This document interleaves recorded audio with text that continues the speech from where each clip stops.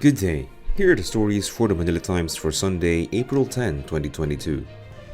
It will take a miracle for Vice President Maria Leonor Leni to win the presidency, according to a polling firm on Saturday. In a statement, Aurelio Sinsuat, Publicus Asia Executive Director, said in Filipino that while he did not want to preempt the results of the elections on May 9, it may need a miracle to overtake the frontrunner in the presidential race. Sinsuat said this was not based on his opinion but on data not only from Publicus but from all survey firms in this election and historical data of 2010 and 2016.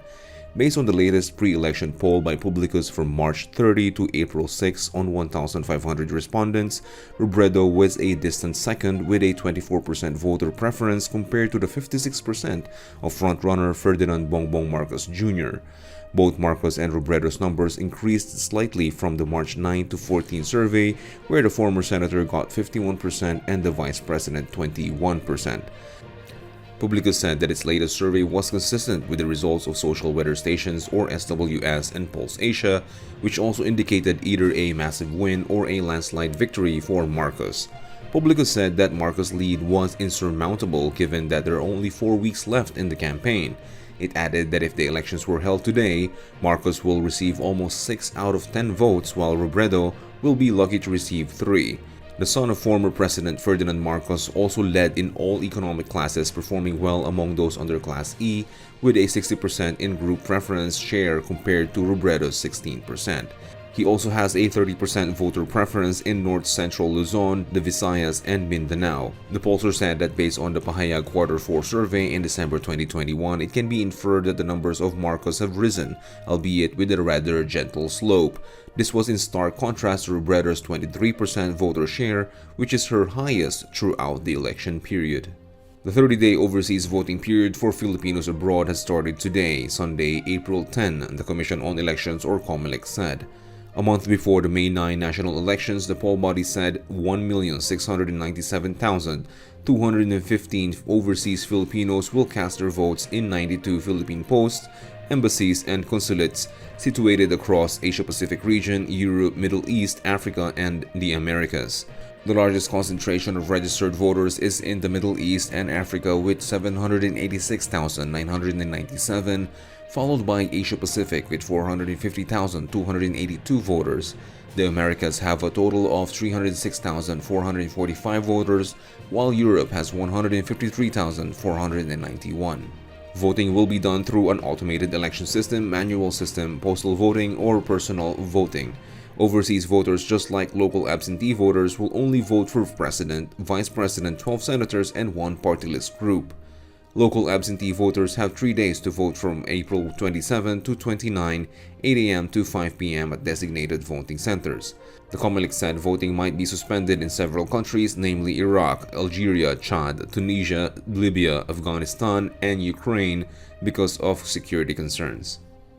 2 experts warned on Saturday that low vaccine booster shot coverage in the country could result in another surge of coronavirus disease 2019 or COVID-19 cases after the May 9 national elections. KUWTT Senior Research Fellow Dr. Guido David said there is a possibility of a surge after the election as they are seeing some upticks but are still considered very low risk. The World Health Organization on Thursday raised the possibility of a resurgent outbreak, noting that as the virus continues to circulate, surges could occur and with it, the resulting increase in hospitalization and deaths among the population. David said upticks were already recorded in central Luzon and northern Mindanao, though the numbers were too low to be of concern. David added it was observed that the country experiences a surge every 3 months since the start of the pandemic. The swelling of cases might happen again in April or May, driven by lower immunity against variants including the Omicron strain and its recombinant relative Omicron XE. He said there is still limited data on the transmissibility and virulence of Omicron XE lineage, adding a second booster dose might offer some protection against the recombinant variant. National Task Force Against COVID-19 Special Advisor Dr. Teodoro Herbosa agreed with David, stressing the importance of booster shots, particularly this election season when super spreader events like rallies are common. For the first time since the onset of the COVID-19 pandemic in March 2020, the holding of in-person Lenten activities will be allowed in all Catholic churches in the Philippines beginning Palm Sunday. Expecting huge crowds, the Catholic Bishops' Conference of the Philippines or CBCP called on the faithful to follow health protocols, stressing COVID-19 remains a serious threat. The Department of Health or DOH has earlier appealed to churches to reconsider the holding of some Holy Week traditions such as pahalik or kissing of icons, since it is a potential COVID-19 spreader. Senator Panfilo Lacson has accepted the apology of Deputy Speaker Jose Lito Atienza, who earlier suggested that he quit the presidential race and support his running mate, Senator Emmanuel Pacquiao.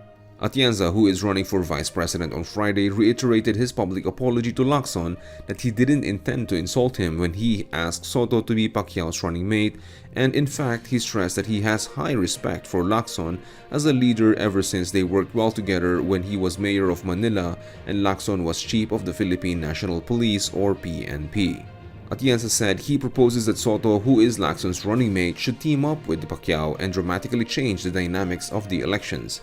He said a Pacquiao-Soto tandem would pose a formidable challenge to the tandem of former Senator Ferdinand Bongbong Marcos Jr. and Davao City Mayor Sara Duterte Carpio. Atienza said he believes changes should happen in order to change the election trend and results. Atienza added that after undergoing surgeries on his knees, he hopes to go back to physically campaign alongside Pacquiao, but he is willing to sacrifice his bid if Lacson and Soto agree to adjust strategies. Lacson, however, said it would be better if Atienza withdraws from the race and Pacquiao would adopt Soto as his running mate. Presidential frontrunner Ferdinand Bongbong Marcos Jr. has secured the support of Biliran Governor Rogelio Roger Espina and the youth sector in the province.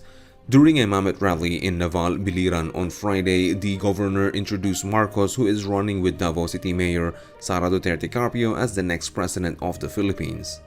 Marcos was accompanied by Senator Bato de la Rosa and House Majority Leader and Lakas CMD President Martin Romualdez in the first three unit team rallies on Friday in Catarman, Borongan City and Catbalogan City. In Biliran, de la Rosa asked the electorate to vote for Marcos and Duterte Carpio, stressing the Davao City Mayor will be a real partner of the Partido Federal ng Pilipinas standard bearer in bringing the country to economic recovery and addressing other problems. Over the business, amid the Russia-Ukraine conflict, Finance Secretary Carlos Dominguez III has advocated for strong cooperation among the Association of Southeast Asian Nations or ASEAN member countries. During a series of meetings of ASEAN finance ministers and central bank governors held Friday, he said the crisis in Ukraine will undoubtedly amplify the dislocations created by the world's two-year battle with the COVID-19 pandemic. It expands the risk horizon and exacerbates supply chain issues. He said that the situation in Ukraine causes inflationary pressures in all nations and that the longer the conflict continues, the more pressure there will be for consumer prices to rise in all countries. Topping sports, the Barangay Ginebra Gin Kings and the Meralco Bolts go for broke as the reigning champion Gin Kings and the up-and-coming Bolts shoot for a win that will put them halfway of securing the season-ending crown. Brownlee was back to his usual deadly self, and in Friday's Game 2, he was able to provide the Gin Kings a big lift. Other than his steady presence all game long, the four-time PBA champion and former league best import came away with a near triple-double performance. Brownlee finished with 36 points, 13 rebounds, and 9 assists, but more importantly, his steal on Chris Banchero, capped by a dunk in the endgame, sealed the deal for the Gin Kings. Today's front page columnist is Marlon Ronquillo as he weighs in on the recent presidential surveys. Our editorial believes high fuel prices may hasten a green pivot. Read the full version on the paper's opinion section or listen to the voice of the Times. For more news and information, get a copy of the Manila Times on print, subscribe to its digital edition, or log on to www.manilatimes.net.